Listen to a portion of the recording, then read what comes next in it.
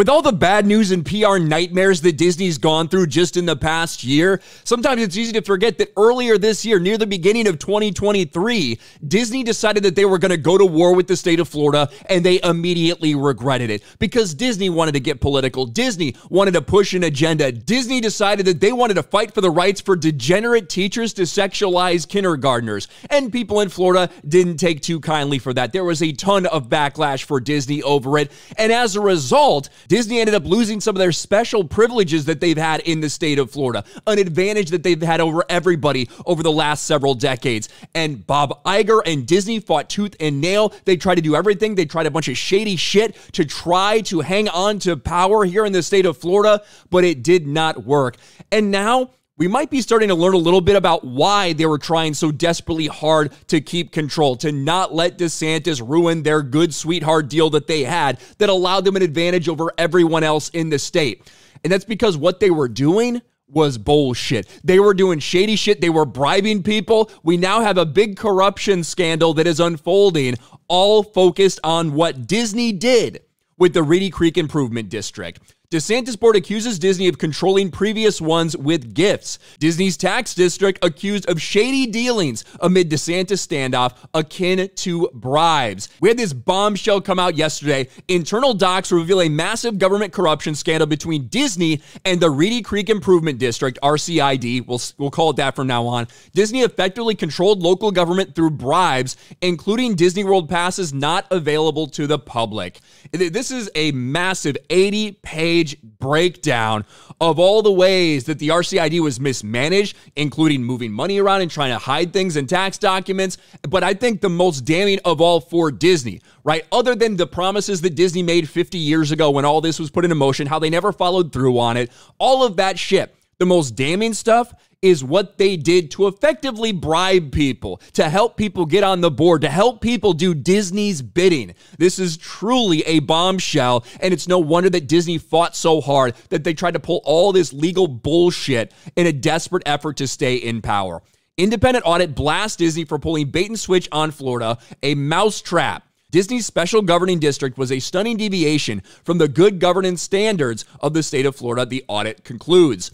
Disney secured the ability to effectively govern itself in Florida for more than half a century by performing a bait and switch on the state and used its complete and unaccountable governmental power to maximize its profits at the expense of the public good, according to an independent audit of the entertainment giant's role in the state. So for the past several months, basically they've had somebody come in and audit all of these documents and see exactly what the RCID board was up to before they got stripped of their power and the entire deal got changed and a new board has been installed. The report says the steps Disney took to maintain control over RCID are shocking and that its establishment facilitated the most egregious exhibition of corporate cronyism in modern American history. These are the things that I thought were really fucking important. It's an 80-page report. There's going to be a lot coming out over this in the next couple days, but here's what I thought was very interesting. The report lays out how even the democratic aspects of RCID were meticulously controlled by Disney. Board members, for example, were only eligible if they owned land in the district. So Disney would temporarily deed plots of inaccessible land so that board members could hold it during the duration of their service and forfeit it back to Disney at the end. The company would even continue to pay the property tax for board members.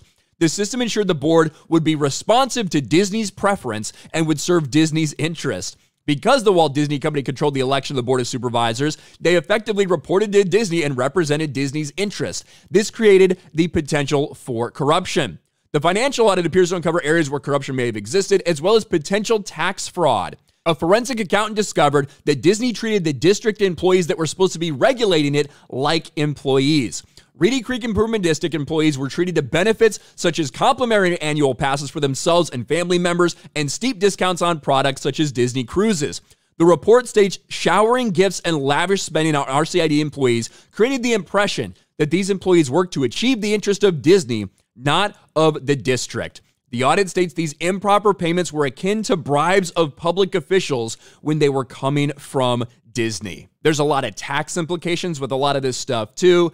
It is not good. It is not good for Disney, and it's no wonder right? That Bob Iger was like, let's stop this fighting. Let's stop this fighting. No, don't you want jobs in the state of Florida? It's no surprise that Disney initially was pushing back so hard against this. And now that they've tried publicly to make peace, that they did not want people digging into this. They didn't want people to know. Looks like the potential of a massive corruption and bribe scandal between Disney and the government that was supposed to be overseeing them. More bad news for Disney as we close out 2023. What do you guys think about this? Let me know in the comments section below. Smash a like button, subscribe to the channel, ring the bell for notifications, share this video out there, and I'll talk to you later.